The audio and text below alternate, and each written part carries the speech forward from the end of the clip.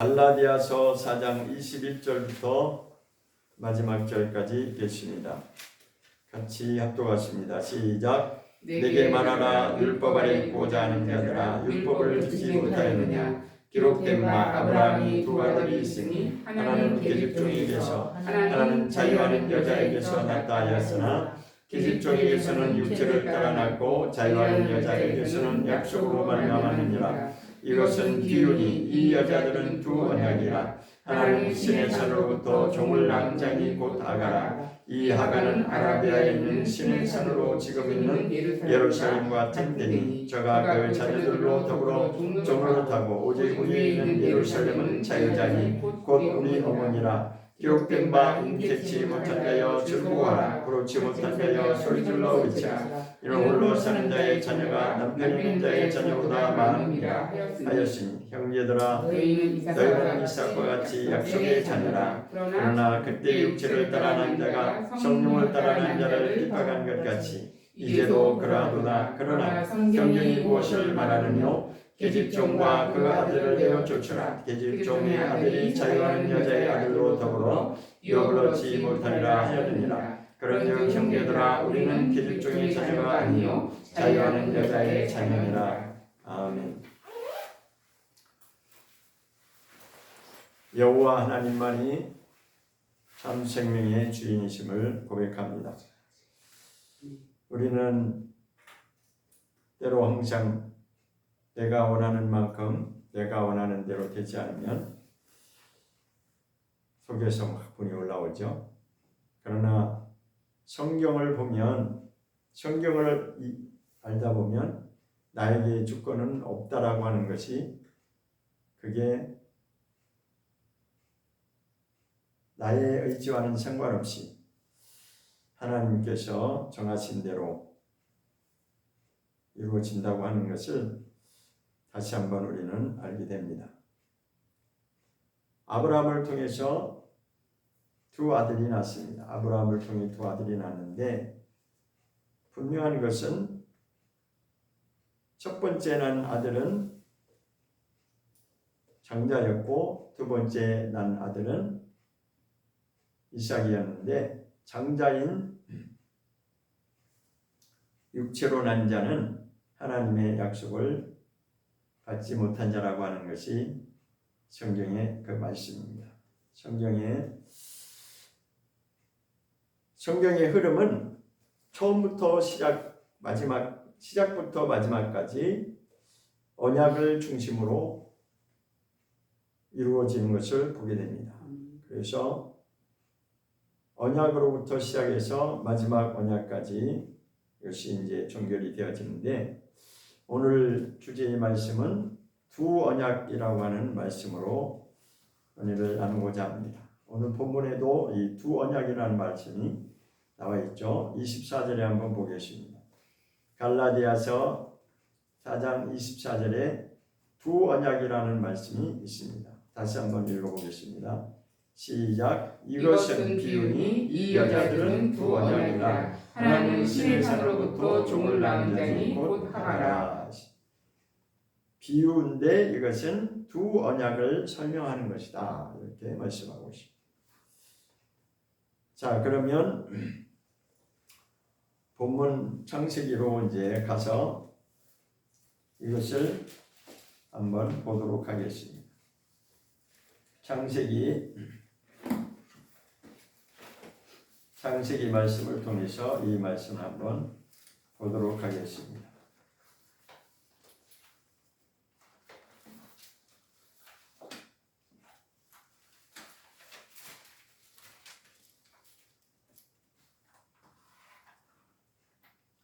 창세기 16장으로 가면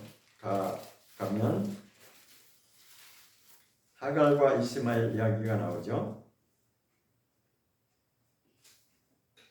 16장 1절을 한번 보겠습니다. 시작. 창세기 16장 1절 보겠습니다. 시작. 아브라함의 아내 사레는 생산치 못하였고 그에게 한 여종이 있으니 애굽 사람이요 이름은 하갈이라. 사레가 아브라함에게 이르되 여호와께서 나의 생산을 허락지 아니하셨으니 원컨대 나의 여종과 동침하라. 내가 혹 그로 말미암아 자녀를 얻을까 하노라 하매 아브라함이 사라의 말을 들으니라. 자, 그 역사를 통해 우리는 이런 것들을 많이 이제 보게 되죠. 기다리지 못하고 약속을 믿지 못하면 이런 일이 벌어집니다. 그런데 이것은 그냥 아무런 약속도 하나님이 안 주셨다면 뭐 그렇다라고 말할 수 있는데 분명히 앞전에 하나님은 약속을 주셨습니다. 첫 번째 약속이 뭐냐면 후사에 관한 약속을 주신 것입니다. 15장으로 가보겠습니다. 창세기 15장에 가보면 하나님이 먼저 분명히 약속을 주신 사실이 있습니다. 15장의 1절부터 한번 보겠습니다. 창세기 15장 시작. 이후에 여호와의 말씀이 이상 중에 아브라함에게 임하여 가라사대 아브라함아 두려워 말라 나는 너의 방패요 너의 지극히 큰 상급이니라. 아브라함이 가로되 주 여호와여 무엇을 내게 주시려나이까. 나는 무자오니 나의 상속자는 이 다메섹 엘리에셀입니다. 아브라함이 또 가로되 주께서 내게 씨를 많이 주셨으니 내 집에서 길르는 자가 나의 후사가 될 것입니다. 여호와의 말씀이 여기까지 읽어보면 씨와 후사에 관한 말씀이 나오죠. 자, 그런데 이미 12장에서 아브라함을 부를 때 하나님이 무슨 약속을 했냐면 창세기 12장 2절에 가보면 내가 너로 큰 민족을 이루고 내게 복을 주어 네 이름을 창대케 하리니 너는 복의 근원이 될 것이다 라고 약속을 하신 사실이 있죠. 자, 이 말씀을 근거로 하면 씨를 줘야 됩니다. 다시 말해서 후손을 줘야 됩니다. 자식을 낳게 해서 이 약속이 이루어져야 되는데 세월이 많이 75세의 아브라함이 부름을 받았는데 부름을 받는 그때 당시에 나이가 75세였었어요. 그런데 오랫동안 아무런 소식이 없었어요. 그래서 또 두 번째 하나님이 나타나셔서 아브라함에게 또 말씀하십니다. 두려워하지 마라. 그러니까 아브라함이 뭐라고 답변했냐면 하나님 내게 무엇을 주시려 하십니까? 하나님이 나에게 아들을 주셔야 아들을 주셔야지만이 이게 뭐 될 것 아닙니까? 그렇게 이제 반문을 하는 것이에요. 그러면서 이제 3절에서는 아브라함이 하나님이 내게 씨를 아니 주셨으니까 씨라고 하는 자손이죠. 자손을 아니 주셨으니까 내가 집에서 기르고 있는 이 다메섹 엘리에셀을 내가 후사로 삼겠습니다. 그렇게 했어요. 그런데 다메섹 엘리에셀은 자기가 난 자식이 아니고 종이죠. 자기 집에 잘 정말 훈련된 아주 아브라함의 말을 잘 듣는 마치 정말 자식과 같이 그렇게 키운 자입니다. 그래서 자기는 아들이 없으니까 나는 이 엘리에셀을 아들로 내가 후사로 삼겠습니다 하니까 하나님이 아니다. 4절에서 말씀하십니다. 여호와 말씀이 여호와에게 임하여 가라사대 그 사람은 너의 후사가 될 수가 없다. 엘리에셀은 그 사람은 너의 후사가 아니야. 내 씨가 아니야. 나는 내 몸에서 씨를 나게 할 것이다. 후사가 나오게 할 것이다 라고 분명히 하나님이 약속하셨습니다. 그러면서 거기에 더하여서 5절에 보면 그를 이끌고 밖으로 나가 가라사대 하늘을 우러러 무뼈를 셀 수 있나 보라. 또 그에게 이르시되 네 자손이 이와 같을 것이다 라고 하나님이 확증해 주십니다. 하늘에 밤에 더 저 하늘에 떠 있는 그 많은 별들을 보면서 저 하늘의 별처럼 내 자손이 그와 같이 창대할 것이다 라고 약속을 하셨죠. 분명히 하나님은 약속을 주신 사실이 있어요. 자, 그러면서 거기에서 한 가지를 더해서 후사에 대한 약속에 더해서 한 가지 더 하나님이 약속하신 것이 무엇이냐면 땅에 관한 약속을 하신 것입니다.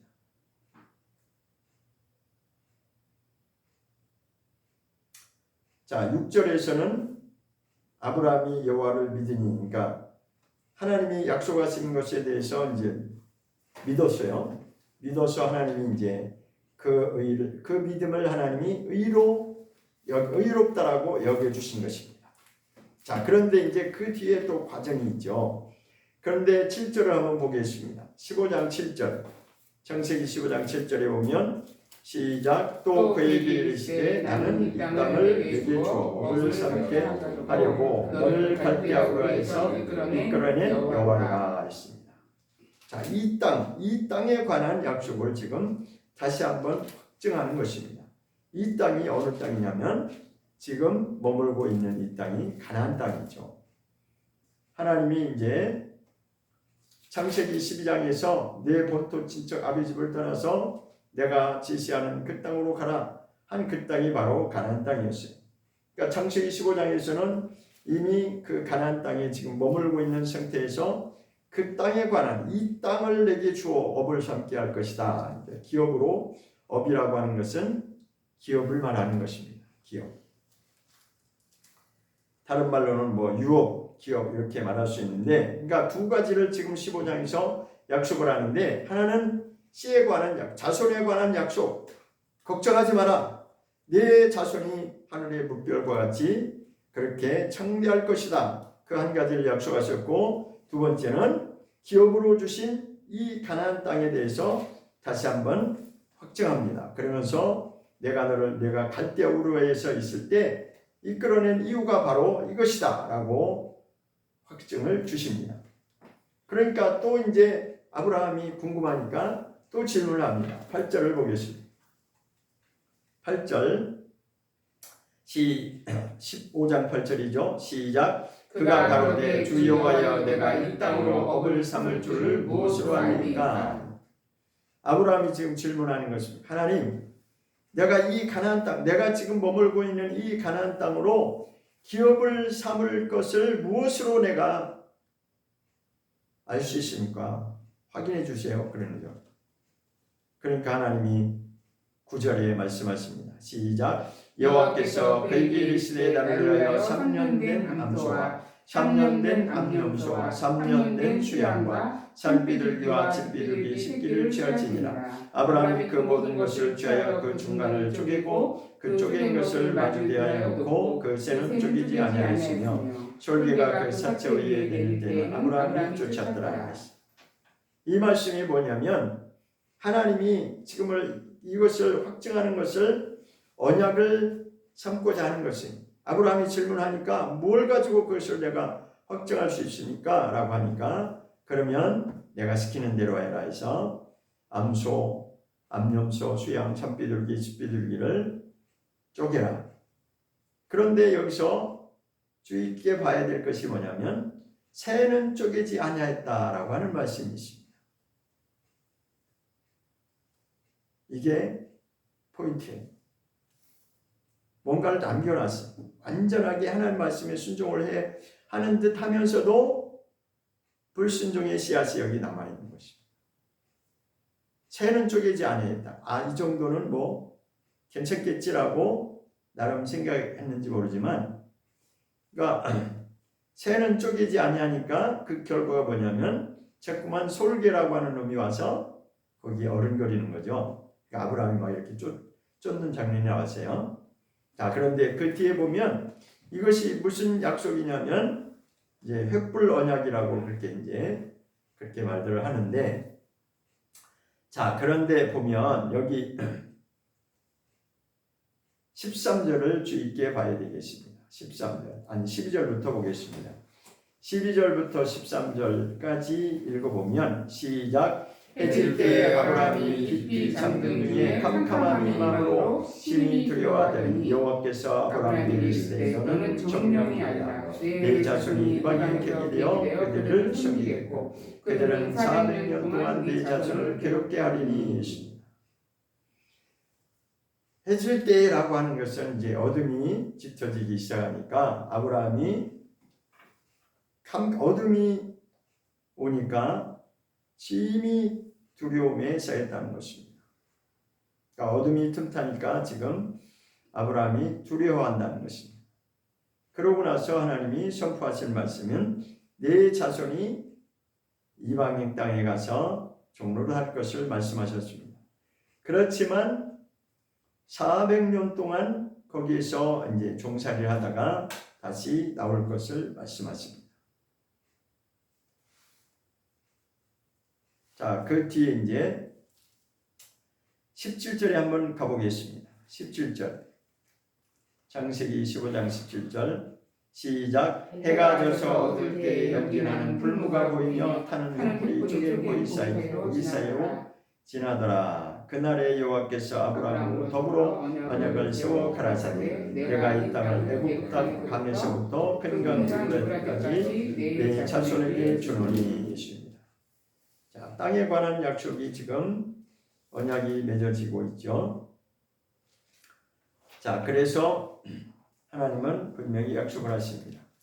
이 땅을 내게 줄 것인데 내 자손에게 이것이 이루어질 것을 말씀합니다. 아브라함 당대에 이것이 이루어지는 것이 아니고 아브라함의 자손들을 통해서 이것이 이루어질 것을 선포하는 것입니다. 그런데 여기 언약을 세워 가라사대 이렇게 말씀했습니다.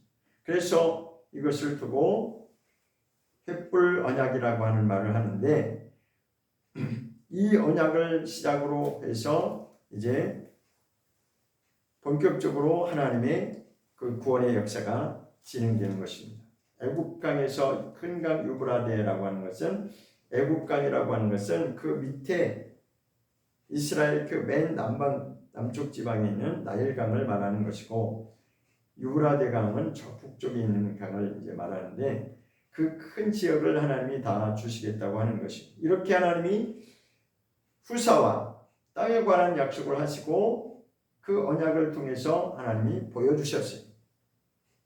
그런데 16장의 내용은 무슨 내용이 나오냐면 그 하나님의 언약의 말씀을 못 기다려서 사례가 그러니까 자기 부인이 내게 아들을 하나님이 안 주시니까 이 여종을 통해서라도 자식을 낳았으면 좋겠다. 그래서 아브라함도 그 말을 들었다고 나오죠.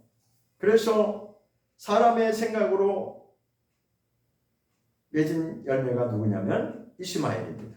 이스마엘. 그렇죠? 자, 그런데 아브라함이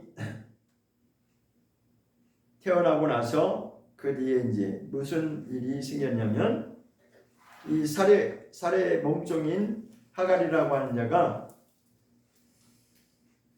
아들을 낳고 나니까 제 주인을 막 무시해요. 이제 내가 아들 낳았다 이거죠. 옛날에 그 사극 드라마에도 보면 그런 거 많이 나오죠. 그렇듯이 이제 하갈이라고 하는 자는 자기 이제 주제를 착각하는 거죠. 자기가 주인인 것처럼 착각하는 거예요. 아들 낳았다고 하는 그 이유 때문에. 그런데 이것은 분명히 첫 아들이 태어나긴 했지만 그러나 그는 하나님의 약속하고는 무관한 자입니다. 약속과 상관없이 사람의 생각으로 얻은 아들입니다. 그러나 뒤에 보면 그 아들에게도 하나님이 복을 주시는 내용이 나옵니다. 그러나 그 복이 하나님의 언약과는 관계가 없는 것입니다. 그것을 우리가 이제 분명히 알아야 되는데, 자, 뒤에 보면 그 17장으로 가보겠습니다. 17장이 또 언약 이야기 나오죠. 17장은 이제 할례 언약에 관한 내용인데 그 19절에 한번 가보면 19절에 보겠습니다. 17장 19절에 시작. 하나님이 가라사대 아니라 내 아내의 사라가 정녕 내게 아이를 낳으니 너는 그 이름을 이삭이라 하라. 내가 그와 내 언약을 세우리니 그의 후손에게 영원한 언약이 되리라. 자, 첫 번째 아브라함에게 언약에 이어서 두 번째 그 언약이 이어져 가는 것이 누구냐면 분명히 하나님이 여기 명시를 하고 있습니다. 내가 이삭, 내게 아들이 분명히 때가 되면 나올 것인데 명년이라고 하는 것은 1년 후에를 말하는 거죠. 이제 분명히 내게 아들을 낳을 거야. 지금 이스마엘이 낳긴 낳는데 그는 나의 언약한 것이 아니야. 나는 이삭이 태어나면 이삭과 내가 분명히 언약을 세울 것인데 그 이삭으로 인한 그의 후손에게 영원한 언약을 하나님이 맺을 것이다 라고 말씀하십니다. 그러면서 이스마엘에게도 먼저 태어난 육신의 자식으로 약속과는 언약과는 상관없이 태어난 이스마엘에게도 복을 명하시는 것이 기록되어 있습니다. 20절을 보겠습니다. 20절 시작. 이스마엘에게 이르러는 내가 네 말을 들었나니 내가 그에게 복을 주어. 복을 안 준 게 아닙니다. 이스마엘도 복을 주었어요. 하나님 이스마엘에게 복을 주어서 그에게는 어떤 복을 명하셨냐? 생육이 중다하고 번성케 할지라 라고 말씀하셨습니다. 그러니까 육신의 자식이지만 그에게도 하나님 복을 명하셔서 아주 청대케 하고, 그래서 그로 인해서 12방백을 낳으리니 내가 그로 큰 나라가 되게 할 것이다 라고 하고 있습니다. 그러나 이것은 하나님의 언약과는 상관없는 이 땅에서 누리는 복을 말하는 것입니다. 우리가 성경을 해석할 때 아브라함에 관한 복을 우리가 잘못 오해하면 자꾸만 복에 관한 것을 어디에 기준을 자꾸 맞추게 되냐면 이 땅에서 복받는 것을 자꾸 보게 됩니다. 그러나 아브라함에게 주신 복은 그것과는 상관이 없는 하나님의 구원의 역사가 이루어지는 거기에 초점을 맞춰준 것입니다. 그의 씨를 통해서, 사실은 그 씨라고 하는 것은 예수 그리스도의 나타나심을 암시하고 있는 것이죠. 아브라함과 그를 대이어서 이삭과 그 뒤에 이어서 야곱에게까지 이어지는 이 언약에 관한 것은 그들의 후손을 통해서 하나님이 언약을 이룰 것인데, 그 언약은 바로 예수 그리스도께서 나타나셔야만이 하나님의 언약이 완성되는 것을 보여주고자 하는 것입니다. 20절을 보겠습니다. 이스마엘을 복주시는 내용이 20절에 기록되어 있죠. 그 다음에 다시 언약을 다시 한번 강조하고 있습니다. 반복해서 지금 아까 분명히 이삭과 언약을 세울 것이다 라고 19절에 말씀했는데 다시 한번 반복하고 있습니다. 21절 시작. 내 언약은 내가 명령 기한에 사랑아 내게 나라 이삭과 세우리라 했습니다.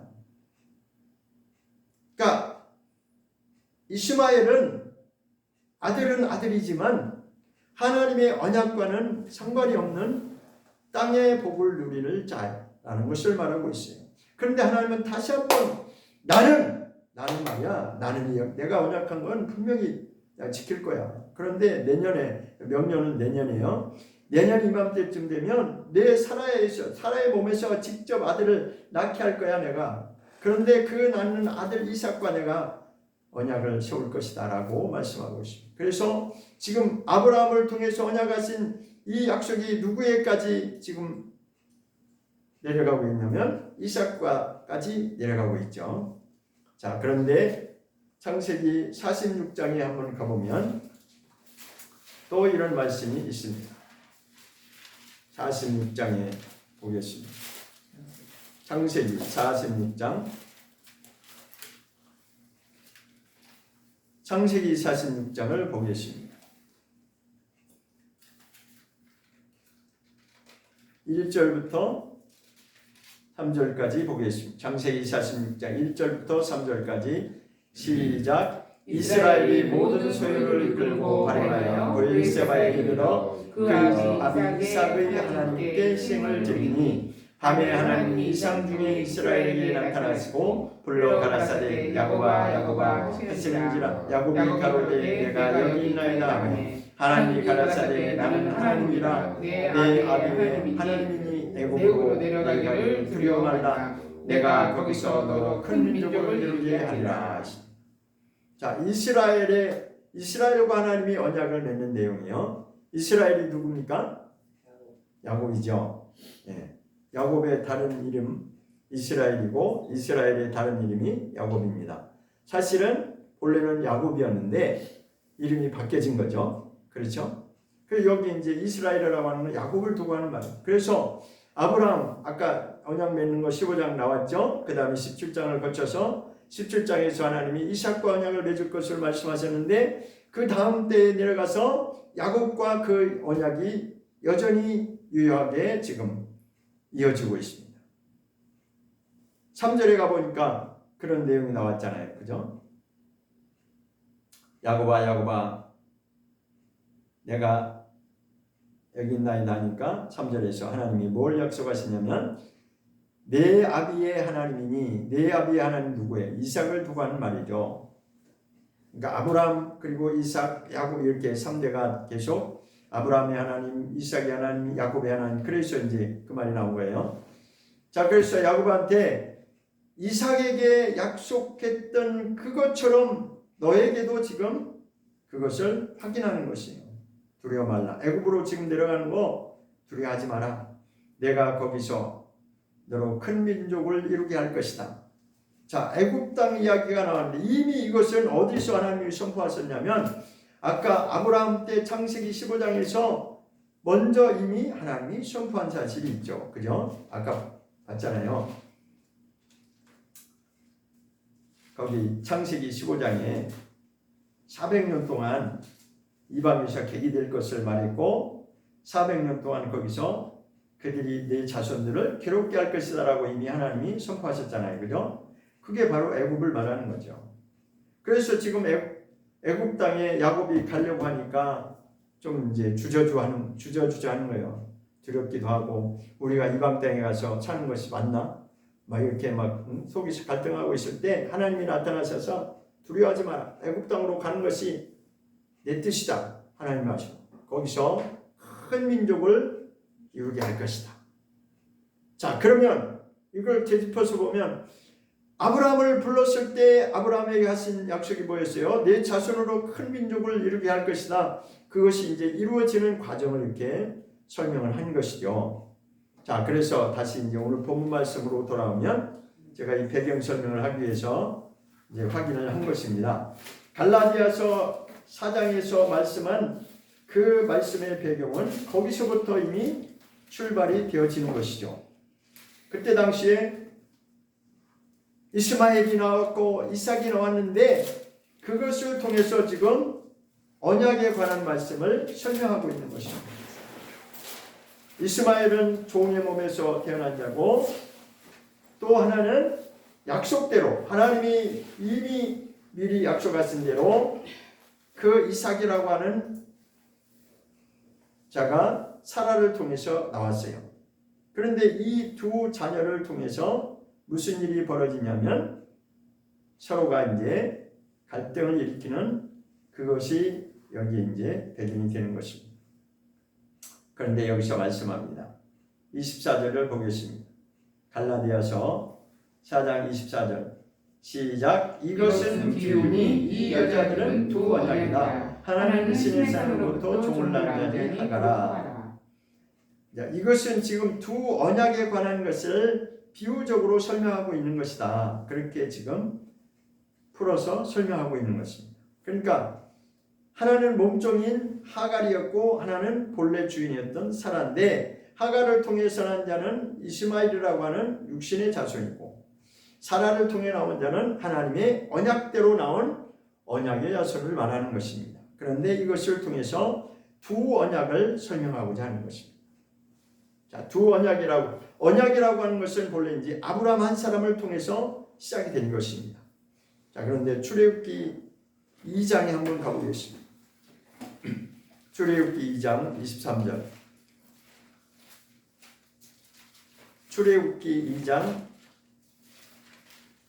23절에 보면 출애굽기 2장 23절입니다. 시작. 여러 해 후에 애굽 왕은 죽었고 이스라엘 자손은 고역으로 인하여 탄식하며 부르짖으니 그 고역으로 인하여 부르짖는 소리가 하나님께 색달하니라. 하나님이 그 고통 소리를 들으시고 아브라함과 이삭과 야곱에게 세운 그 언약을 기억하사 이스라엘 자손을 건념하셨더라 하십니다.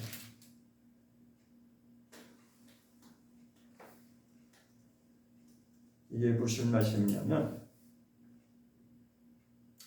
잠시 출애굽기 1장에 보면 5절에 이런 말씀이 있어요.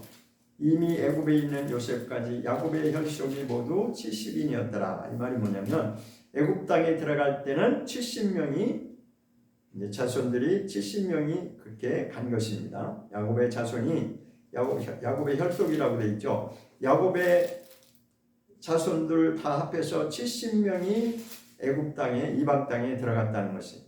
그런데 이제 점점 더 왕성하게 이제 세대가 변하면서 처음 들어갈 때 그 바로왕, 그러니까 애굽의 그 바로왕은 아주 굉장히 이 야곱의 자손들에게 선을 베풀었어요. 선대했어요. 아주 대우를 잘 이렇게 했어요. 그때 이제 요셉의 영향으로 인해서. 요셉이 누군지 아시죠? 애굽의 총리가 되었죠. 그 요셉 덕분에 야곱의 자손들이 좀 이렇게 대우를 잘 받았는데, 그러나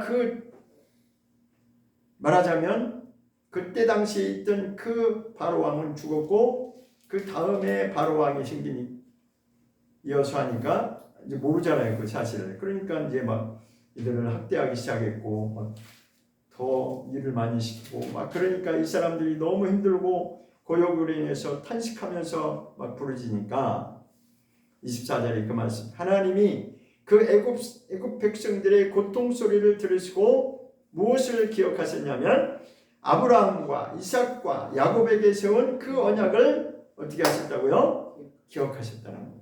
그러니까 하나님은 변치 않으시는 거예요.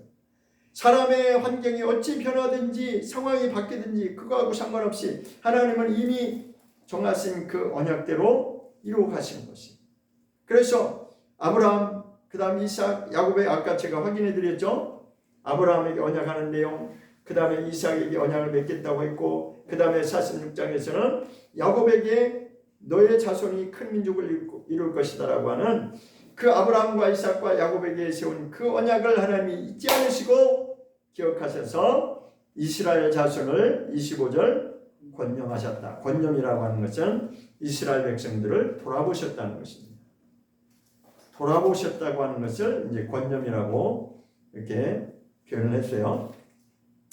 자, 그래서 출애굽기는 그렇게 하나님의 그 계획대로 지금 착착 진행되어 가고 있는 것을 기록하고 있는 것이. 그래서 이제는 출애굽기 3장에 가서는 하나님이 쓰시는 모세를 부르시는 그 내용이 나옵니다. 모세를 불러서 하나님이 또 하나님의 일을 하시죠.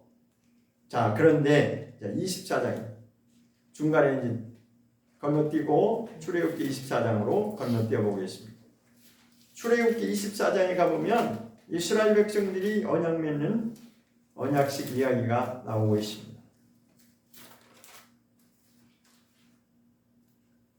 출애굽기 24장입니다. 3절을 보기. 출애굽기 24장 3절. 이제는 세월이 많이 흘러서 모세 이야기가, 이제 모세가 주인공으로 등장하죠. 시작. 모세가 와서 여호와의 모든 말씀과 그 모든 율례를 백성에게 고하매 그들이 한 소리로 응답하여 가로되 여호와의 명하신 모든 말씀을 우리가 준행하리이다 하십니다. 자신 있게 지금 이스라엘 백성들이 우리 다 지킬 수 있습니다. 큰 소리 치는 거예요. 그죠? 우리도 그렇게 하잖아요. 그죠? 처음에 은혜 받으면 진짜 세상이 다 될 것 같지, 할 수 있을 것 같죠. 그죠?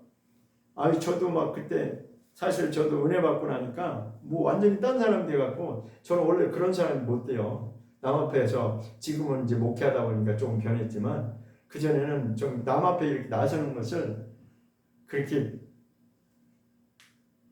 못했어요. 근데 은혜를 받고 나니까 제가 캠퍼스에 가가지고 만나는 친구들마다 막 복음을 거의 막 나오더라고요. 그냥. 그 내가 하는 게 아니죠. 그죠? 원래 나는 그런 사람이 아니었으니까. 내 속에서 막 은혜가 막 충만하니까. 근데 만나면 만날수록 내가 이렇게 해봤자 저놈들은 꼼짝 않는다는 것을 세월이 지나면서 야, 나는 이제 니네들하고 별로 친해질 것 같지 않다. 그래서 하나씩 더 정리가 되더라고요. 어쨌든 처음에 은혜 받을 때는 뭔가 막 될 것 같은데 결국은 끝까지 하나님이 함께 해주셔야 되는 거지 그게 내 힘으로 되는 게 아니더라고요. 그래서 여기 지금 이스라엘 백성들로 모세가 와서 백성들 앞에서 하나님의 모든 말씀과 그 하나님의 모든 율례라고 하는 것은 규례를 말하는 거예요. 하나님의 법도를 말하는 거예요.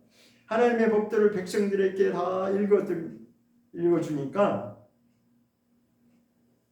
그들이 대답하기를 여호와의 명하신 모든 말씀을 우리가 다 지킬 수 있다라고 지금 큰 소리 치는 거예요.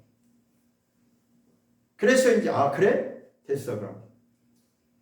그래서 4절에 가면 이제 4절 보겠습니다. 24장 4절 시작. 모세가 여호와의 모든 말씀을 기록하고 이른 아침에 일어나 산 아래에 단을 쌓고 이스라엘 12지파대로 12기둥을 세우고 자 이제 번제를 드리고 화목제를 드리는 거예요.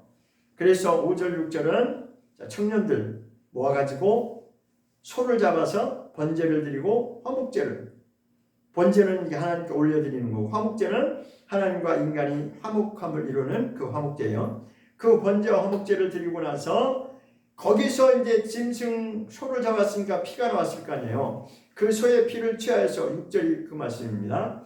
소의 피를 취해서 반반을 딱 나눴어요. 절반을 나눠서 반은 그 번제단에 다 뿌리고 나머지 반은 어디다 담아놨냐면 양푼이라고 하는 그릇에다가 담아놓은 거예요. 그 뒤에 읽어보면 이유가 있어요. 왜 반을 남겨놨냐? 7절 보겠습니다. 7절 시작. 언약서를 가져 백성에게 낭독하여 들리매 그들이 가로되 여호와의 모든 말씀을 우리가 준행하리다 했어요. 그러니까 아까 3절에서도 똑같은 반복되는 얘기가 나오죠.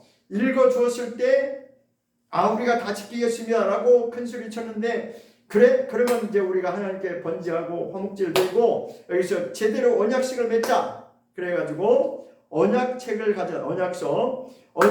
가져다 놓고 백성들한테 다시 한번 낭독해 줬어요. 언약식을 맺는 거예요. 하나님과 이스라엘 백성이 지금 언약식을 맺는 거예요. 그러니까 또 그들이 여호와의 모든 말씀을 우리가 다 지킬 수 있다라고 확증하는 2번의 맹세를 했어요. 자, 그래서 이제 8절을 보겠습니다. 8절 시작. 모세가 그 피를 취하여 백성에게 뿌려 가로되 이는 여호와께서 이 모든 말씀에 대하여 너희와 세우신 언약의 피니라. 이것이 핵심입니다. 언약의 피다. 그러니까 이때 당시에도 분명히 하나님이 언약의 피라고 하는 표현을 하셨어요. 무엇에 대해서 언약의 피냐? 하나님께서 말씀하신 모든 말씀에 대해서 하나님과 인간 사이에 언약의 피다라고 여기서 하나님이 보여주신 것입니다. 그런데 이것이 바로 첫 언약에 관한 말씀입니다. 첫 번째 언약. 다른 말로는 구약. 그래서 성경은 구약과 신약으로 되어 있는 것입니다. 2 언약이 있기 때문에 이렇게 지금 표현을 하고 있습니다. 자, 그런데 자, 백성에게 아까 그 양푼에다가 반을 남겨놓은 것은 이유가 있죠. 왜 남겨놨어요? 백성들에게 직접 뿌리려고. 그러니까 그 피를 백성들한테 언약식을 맺고 그 피를 뿌려서 이제 언약 맺은 것을 확증하는 것이죠. 그래서 그것이 바로 언약의 피다라고 말씀하신 것입니다. 자, 그런데 신명기 가서 또 한번 말씀을 찾아보도록 하겠습니다. 신명기 9장 15절입니다. 신명기 9장 15절입니다. 신명기 9장 15절.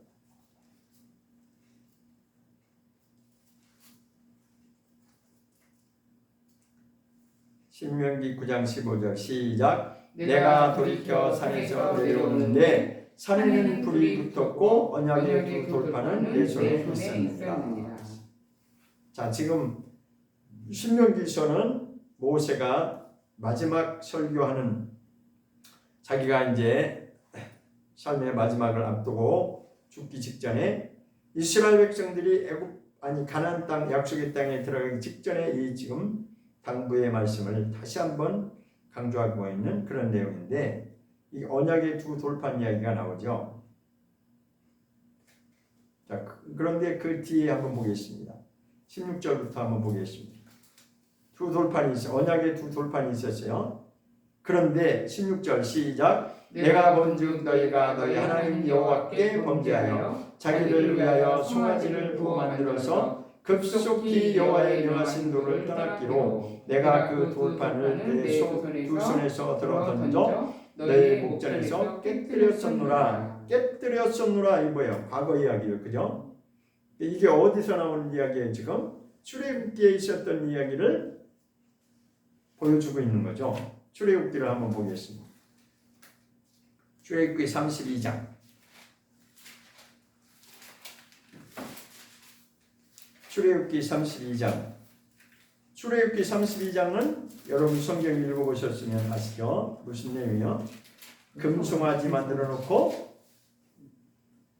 거기에다가 이게 하나님이라고 막 춤추면서 날뛰고 그런 광경이었죠. 그 내용을 지금 창세기 9장 아니 이쪽 말 신명기 9장 15절 이하에서 그 얘기하는 거예요. 지금 내가 시내산에서 두 돌판을 언약의 두 돌판을 가지고 내려왔는데 너희들이 그렇게 금송아지 만들어 놓고 한 거 그때 내가 막 내가 뚜껑을 열어가지고 그냥 두 돌판 집어 던져 깨뜨려 버렸다 그 얘기하는 거예요. 이거 뭘 보여주는 거예요? 아까 언약식 몇 장에서 맺었어요? 출애굽기 24장에서 그렇게 철떡같이 잘 지키겠다고 맹세를 하고 자신 있게 선포를 이스라엘 백성들이 했는데 32장 19절 했는데 자 그럼 32장에 금송아지 사건이 생겼다는 건 뭐예요? 인간이 말은 했지만 지켰어요? 못 지켰어요? 못 지켰다는 걸 보여주는 거예요. 지금 못 지켰다는 것을 보여주는 것입니다. 자 그러면 32장 찾았으니까 한번 읽어봐야죠.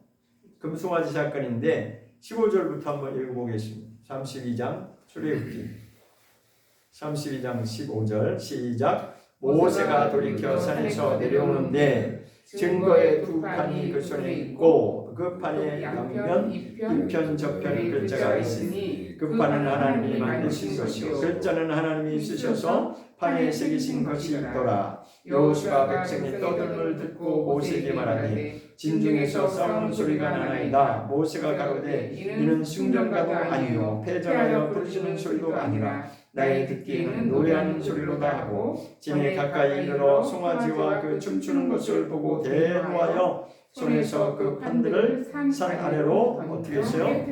던져 깨뜨려. 이 말씀이 지금 신명기 9장 15절 이하에 17절까지 그 얘기를 다시 반복하는 것입니다.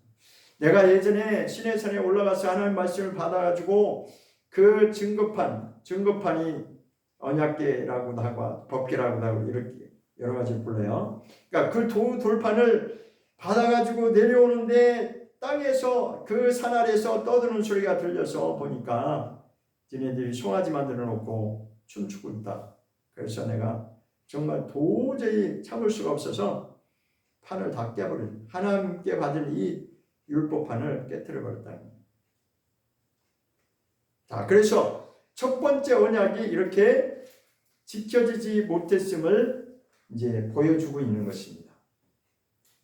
자, 그래서 그것에 대해서 신약에서는 다시 이제 설명을 하는 것입니다. 신약에 가서 한번 또 보겠습니다. 마태복음 26장에 보겠습니다. 마태복음 26장 28절입니다. 마태복음 26장 28절.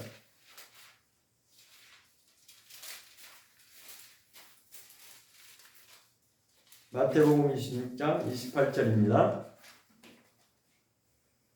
시작. 이것은 죄사함을 얻게 하려고 많은 사람을 위하여 흘리는 바 나의 피 곧 언약의 피니라. 언약의 피라는 말씀이 나왔죠. 자, 언약의 피라는 말씀이 아까 어디서 왔어요? 출애굽기 24장 언약식 맺는데 소를 잡고 번제와 화목제를 드리고 나서 그 피를 반은 번제단에 뿌리고 반은 백성들한테 직접 뿌렸어요. 그것을 두고 모세가 이것은 우리 하나님과 지금 약속한 거야. 철철같이 약속한 거야. 그런데 지켰어요? 못 지켰어요? 못 지킨다는 것이. 그러니까 그것은 사람의 힘으로 되는 것이 아니라 결국은 이 언약을 완성하는 분은 예수 그리스도의 피로 말미암아 될 수 있다라고 하는 것을 구약과 신약을 통해서 증거하고 있는 것입니다. 그래서 예수님이 오셔서 그 구약에 관한 성경 말씀은 나에 관한 것이다라고 말씀한 것입니다. 비유로 보여주기 위한 것이고 모형과 같은 것이고 너희들은 그것을 철저하게 지키는 것처럼 말을 하지만 그거 가지고는 안 된다는 것입니다. 자, 그래서 이미 구약 예수님이 나타나기 전부터 새 언약이 맺어질 것을 예레미야 선지자가 선포하고 있습니다. 예레미야 31장을 보겠습니다. 예레미야 31장 31절. 장수도 30일이고 절수도 31절입니다. 예레미야 31장 31절.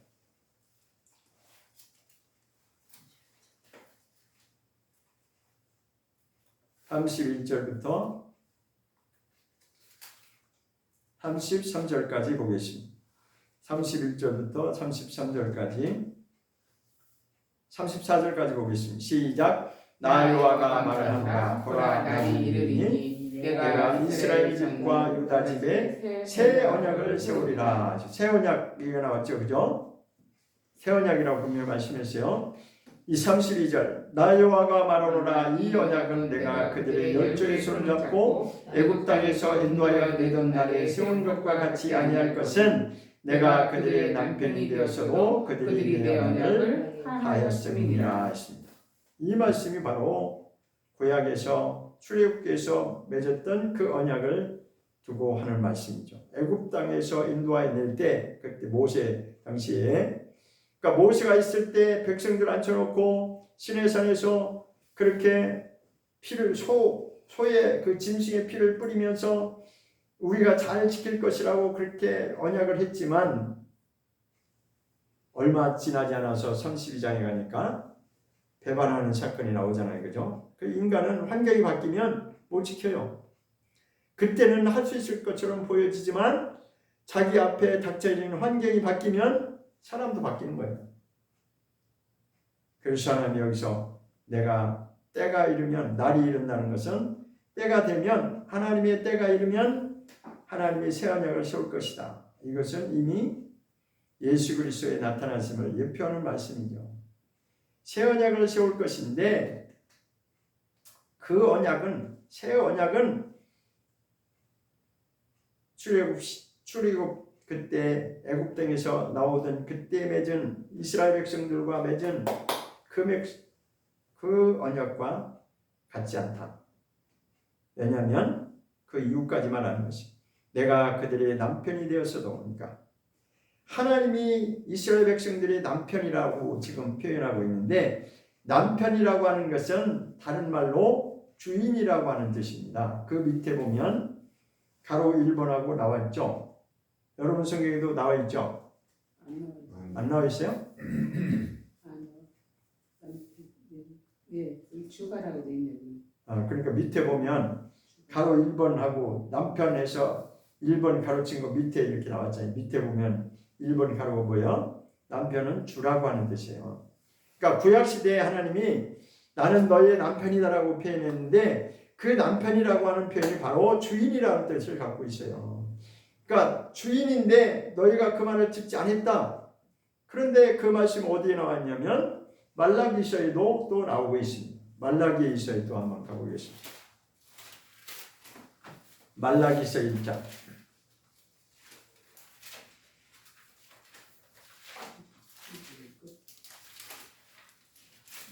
말라기 1장 6절에 보면 보겠습니다. 말라기 1장 6절 시작. 내 이름을 멸시하는 제 사람들아, 나 만군의 여호와가 너희에게 이르기를 아들은 그 아비를, 종은 그 주인을 공경하나 내가 아비일진대 나를 공경함이 어디있느냐. 내가 주인일진대 나를 두려워함이 어디있느냐. 하나 너희는 이르기를 우리가 어떻게 주 이름을 멸시하였나이까 하는구나. 그러니까 사람들의 생각을 우리가 언제 하나님 무시했으니까 이런다는 거예요. 그러니까 우리는 모른다는 거예요. 자기가 지금 하나님을 배반하고 있는지조차도 모르고 못 깨닫는다는 거예요. 그러니까 여기서 보면 아비가 나왔죠. 그 다음에 주인이 나왔죠. 그런데 너희는 자식이 아비를 공경하는 것이 마땅하고 좋은 주인을 공경하는 것이 마땅한데 너희가 나를 언제 정말 두려워하고 공경함이 있었더냐 그 얘기합니다. 근데 인간편에서는 우리 그런 적 없다는 거예요. 그게 구약 이야기예요. 그러니까 구약 전체 이야기를 다 통틀어서 한마디로 이야기하면 백성들이 다 하나님을 떠나 마음에서 행위로는 율법을 지킨다고 했지만 이 마음에서 하나님을 떠났다는 것입니다. 그래서 하나님이 새 언약을 세울 것을 말씀하시고 이제 드디어 신약에서 그 이야기를 하고 있는 것입니다. 자, 다시 또 히브리서에서 그것을 확증해 주고 있습니다. 히브리서를 가보겠습니다.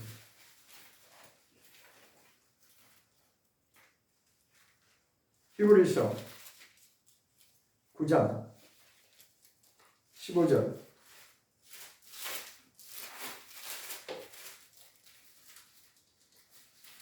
히브리서 9장 15절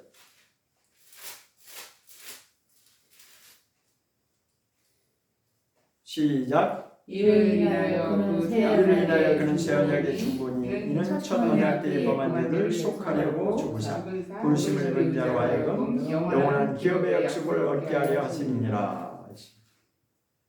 결론은 뭐예요? 영원한 기업이라는 얘기가 나오죠. 이 영원한 기업의 약속은 언제부터 시작된 거예요? 아브라함 때부터 이미 시작된 거죠. 아브라함 때 하나님이 언약을 맺으시고 영원한 기업이라고 하는 말씀을 주신 적이 있어요. 자, 그런데 이것을 이루고 완성하는 것은 예수님으로 말미암아 이것이 이루어진다는 것을 지금 말씀하고 있습니다. 여기 보면 그는 예수 그리스도를 말하는데 예수 그리스도는 새 언약의 중보로 오신 분이다. 이는 첫 언약 때의 범한 죄를 속하려고 이렇게 말해요. 첫 언약이 언제예요? 구약의 그 출애굽 때 있었던 그 언약. 이미 아브라함 한 사람을 불러서 하나님이 이렇게 내가 너의 구원의 역사를 이루어갈 것이다 약속하셨지만 그러나 구약 전체를 통해서 보면 인간은 지킬 수 없었다라고 하는 것을 반증하고 있는 것입니다. 그래서 예수님이 오셔야만이 메시아 예수 그리스도가 오셔야만이 그의 피로만이 이것이 이루어진다는 것입니다. 그래서 새 언약이 필요하다는 거예요. 첫 언약 때도 너희가 그렇게 하나님 말씀 지킨다고 했지만 결론은 못 지킨다는 거예요. 안 된다는 것입니다. 인간의 힘으로는 불가능이라는 것입니다. 그래서 예수님이 대신 죽으심으로 말미암아 그 언약의 피는 결국은 그때 당시에 출애굽 당시에 소를 잡아놓고 피 뿌림에 그 예식을 했지만 그 언약의 피는 무엇의 예표였냐면 예수 그리스도께서 흘리실 보혈의 예표로 보여준 것입니다. 사람은 입으로 할 수 있다고 지켜지는 것이 아니라 예수님이 오셔야 그것이 가능하고 그 다음에 예수님도 뭐라고 말씀하셨냐면 내가 떠나가는 것이 너에게 유익하다. 그것은 성령님이 오셔야만이 그것이 확증되고 증거가 되기 때문에 성령으로 말미암지 않고는 할 수 없다는 것입니다.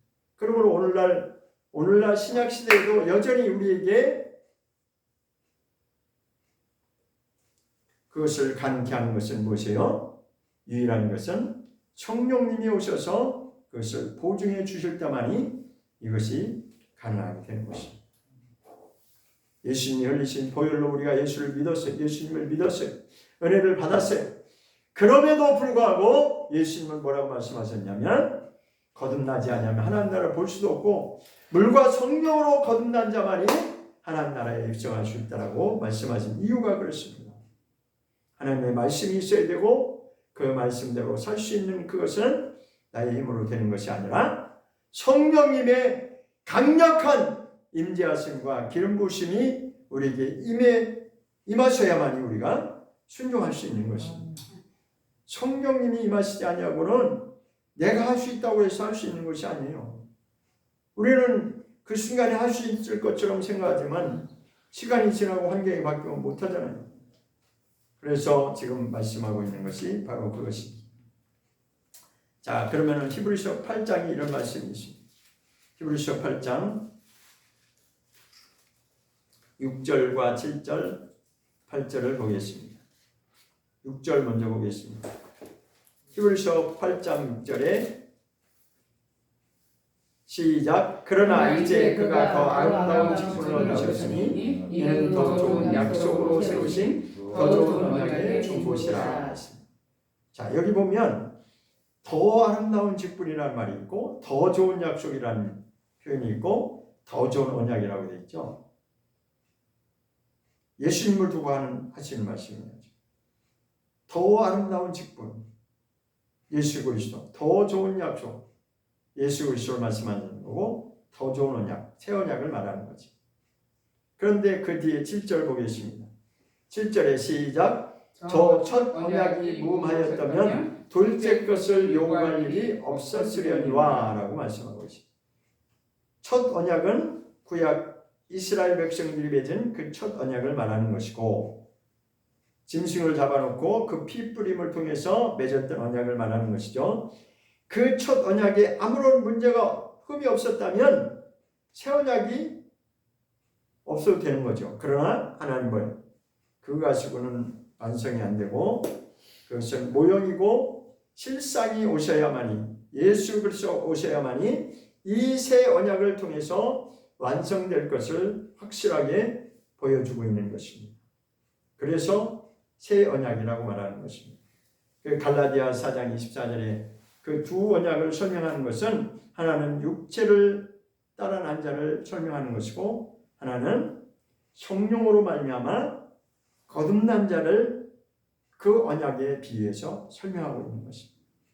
그래서 결국은 육체를 따라 난 자, 갈라디아 4장을 다시 보겠습니다. 갈라디아 4장 다시 본문으로 돌아가서 갈라디아서 4장 보겠습니다. 28절부터 보면 갈라디아 4장 28절 시작. 형제들아 너희는 이삭과 같이 약속의 자녀라. 우리 믿는 자들을 통해 지금 말씀합니다. 너희는 이삭과 같이 약속을 받은 자다라는 거예요. 약속을 받은 자. 중요한 것은 약속이 중요한 거예요. 약속이 없는 자는 하나님의 그 범위에서 떠나는 거죠. 29절 시작. 그러나 그때 육체를 따라 난 자가 성령을 따라 난 자를 핍박한 것 같이 이제도 그러하도다. 이게 무슨 말이냐면 그러나 그때 그 구약시대에 그 이야기를 하는 거예요. 창세기 16장에서 이스마엘이 태어났는데 육체를 따라 난 자잖아요. 약속의 자녀가 아니라 육신의 혈통을 따라 아브라함의 아들로 태어났지만 그 육체를 따라 난 자가 누구를 핍박했어요? 이삭을 핍박했다는 거예요. 그러니까 처음에는 사라가 주인인데 그 종인 하갈이 막 주인인 사라를 무시하고 막 학대하고 그랬잖아. 너는 아들 못 낳았잖아. 나는 아들 낳았으니까 자기가 막 올라가려고 그러는 거죠. 착각하는 거죠. 그죠? 그런데 하나님 보실 때는 약속하고는 상관이 없는 육신을 따라 난 자다라는 거죠. 그 얘기하는 거예요. 그래서 오늘날 우리에게도 성령으로 나지 않으면 이와 같은 현상이 이제도 그러하도다 그랬잖아요. 이제도 지금도 마찬가지다. 성령으로 거듭나지 아니하면 육체로 따라난 그들을 통해서 우리가 핍박을 당할 수 있다는 것입니다. 하나님이 원하시는 건 누구예요? 성령으로 거듭난 자를 말하는 것입니다. 그래서 예수님이 분명히 말씀하시기를 물과 성령으로 거듭나지 않으면 하나님의 나라가 너에게는 기업이 될 수 없다는 것입니다. 30절 보겠습니다.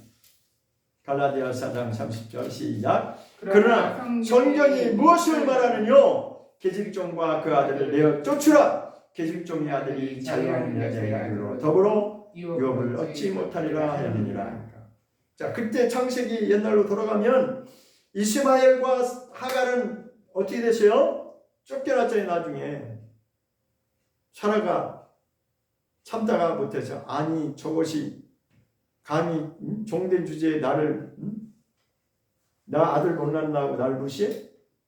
그래갖고 남편한테 아브라함한테 나 도저히 참을 수 없어요. 그러니까 당신 마음대로 하세요. 그래 쫓아냈잖아. 쫓아내가 나중에 하갈하고 이스마엘이 어떻게 했냐 광야에 가지고 막 슬피 울며 그런 그 내용 다 나오잖아요. 그죠? 오늘 그걸 다 읽을 수 없으니까. 그러니까 오늘날도 마찬가지 그때와 마찬가지로 계집종과 그 아들 그 종의 아들로 태어난 자들은 쫓겨남을 당하는 것이고 자유하는 약속의 자유라고 하는 것은 약속의 자녀를 말하는 거예요. 진리로 자유한 이 약속의 자녀들은 하나님이 약속하신 누구를 통해서 아브라함을 통해서 약속하신 그 영원한 기업을 우리가 얻게 돼 있다는 것입니다. 그러나 육체를 따라난 자는 그 하나님의 약속하고는 상관이 없다. 분명히 여기서 말씀으로 확증해 주고 있습니다. 기도하겠습니다.